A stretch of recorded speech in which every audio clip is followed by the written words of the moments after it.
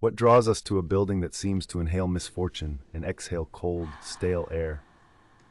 A place where carpets remember the weight of lost footsteps, where cameras catch a figure in a doorway and turn her into a riddle. I take you to a corner of downtown Los Angeles where midnight lingers at noon, where a hotel lobby stares back at you with a cracked grin of brass and glass. In this maze of rooms and rumors, a young traveler will enter, wave at something we cannot name, and vanish into a story that refuses to sleep. You'll hear the hum of machinery, see buttons bloom with red light, and feel a draft from a shaft that never quite warms. Watch closely. Blink once and the moment is gone. Blink twice and the image returns, distorted like a face underwater. This is where the floor seems to tilt. This is where Elisa Lam steps into an ordinary day and finds the scene between floors, the trembling lip of the unknown. A long time before a red jacket slips around a corner, the hotel already wears a reputation like a threadbare coat. Built with the bright optimism of the 1920s, it stood tall against the sky, with a lobby of marble and chandeliers that promised decadence. The city changed, the building stayed. As glitter fell from the air and bills went unpaid, Fifth Street soured into nights of sirens and sleepless figures. In the hushed corridors, cheap wallpaper curled at the seams. Bleach never quite masked the iron sting that haunted the stairwells. Guests arrived with dreams folded in suitcases and left as whispers in police reports. During the lean years, men climbed to high windows and found the fastest exit. A desk clerk learned to look up before looking away. Between these walls, violence picked out a room and paid in cash. A man who hunted by night scrubbed his clothes in a sink and let the windows drink the dark. Years later, another visitor who pretended to write found the city's women and marked them with a journalist's eye and a killer's intent. The lobby plants kept growing. The elevator cables kept singing. Staff members learned the roots of sorrow, the back stair, the roof access, the door with the alarm that sometimes cried out and sometimes dozed. By the time a new century settled in, the building had been reborn on paper and rebranded with letters that tried to scrub away its past. Yet the pipes rattled in the same rhythm. The mail slot sighed as it always had. On the sidewalk, neon buzzed like a mosquito over old blood, and tourists with cameras pretended they couldn't smell the story rising from the grout. In winter 2013, a young student checked in and began a trip that felt like a diary written in city blocks. She posted small fragments of thought online, shy jokes, the tempo of a mind both curious and fragile. Lobby photos show a face that won't stop thinking. The weather was cool, the sky metallic with haze, and the building's bones thrummed against the street's low thunder. January days slipped by. Housekeeping knocked, beds were made, keys were misplaced and found again. Staff saw her in the lobby and hallways on the upper floors. The last clear images arrived from a camera mounted in a metal box with a smeared panel and an unlovely mirror. Inside that small room, light drips down the walls. She steps in wearing a bright top and dark shorts, hair moving as if brushed by finger-light wind. Fingertips spider across a column of buttons, floors illuminate one by one. Silence leans in, doors stay open. She tucks herself into a corner, peeks out, steps back, flattens her body against the threshold as if measuring distance by breath. Her arms float and fold, hands draw invisible shapes, gentle one moment, jerky the next, as if trying to coax something from the air. She leans out again, feet trace the edge and retreat. The timestamp blurs, hiccups, skips ahead. A minute subtracts itself from the record. Doors refuse to close until she leaves the frame. Then the mouth clamps shut with a neat bite, and the box takes an empty ride. Days pass with no word. Flyers bloom on poles, tape crinkles over brick, and a family's voice begins to sound like a prayer spoken into a well. Officers comb through floors. They open doors that stick, question workers who know which locks lie. The roof sits under a pale sky, guarded by alarms and a hatch. Somewhere above, water in a tank ripples in its black drum. Guests call the front desk to complain that showers trickle and taste wrong. A maintenance worker climbs a ladder, heaves a lid, and finds what everyone feared and no one understood, floating in the heart of the building like a secret the pipes can't hold. The city runs on theories the way the building runs on pressure, and every hallway conversation produces a different map. Some point a finger at a ghost that looks like bad editing and fear.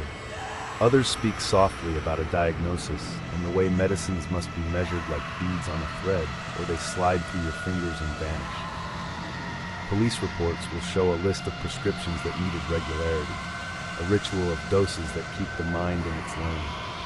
Chaos and kindness share a border, and missing one pill can shift it. Look again at that metal box with its stuttered timestamp. Anyone who charts the buttons knows there's a function that holds the door for several minutes, a practical feature for staff hauling carts. Press it by mistake and nothing moves, even when you beg. She seems to be waiting, hiding, teasing the threshold in a way that made millions lean toward their screens. Some viewers slowed the footage and decided there was an unseen pursuer. Others heard the echo of a game born online that instructs the brave to ride elevators in a ritual sequence, to breathe on the 10th floor and step into another world. That story crawled through the wires and nested in the footage because the building already held a reputation heavy enough to anchor anything. Facts refuse to glitter. They sit there, thick and difficult. Roof access was supposed to be alarmed. Fire escapes climbed the skin of the building like ladders of ribs. A heavy lid required effort, but a determined person could lift it. Coroners found no mark of assault in the strict anatomical sense. Toxicology charts lean toward an imbalance, numbers that hint at a mind adrift. The case file grows, the internet file multiplies.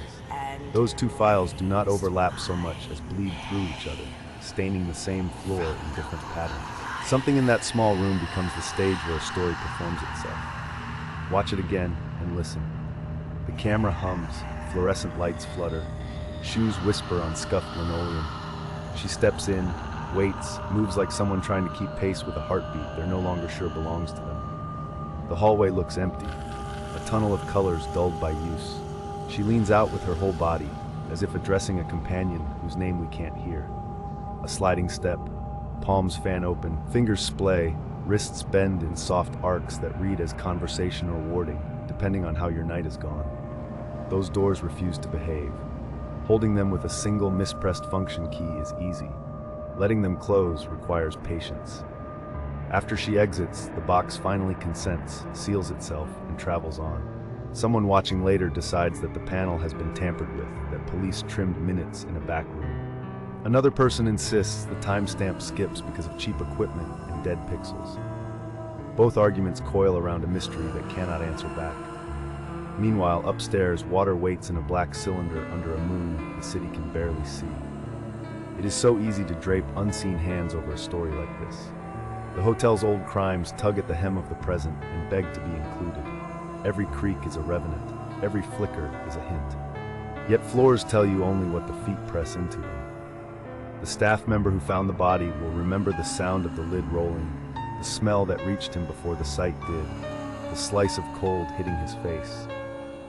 Investigators write that no ladder or tool is needed for a person to climb to the tank using the external rungs. Others counter that the lid's weight argues against a woman alone. Round and round they go, and somewhere in Beverly Boulevard's late light, a bus sighs at a stop, and none of it feels less strange. So we return to the corridor, not for answers, but for a clearer look at the frame. Picture the carpet crushed in a pattern that leads to the metal box and stops.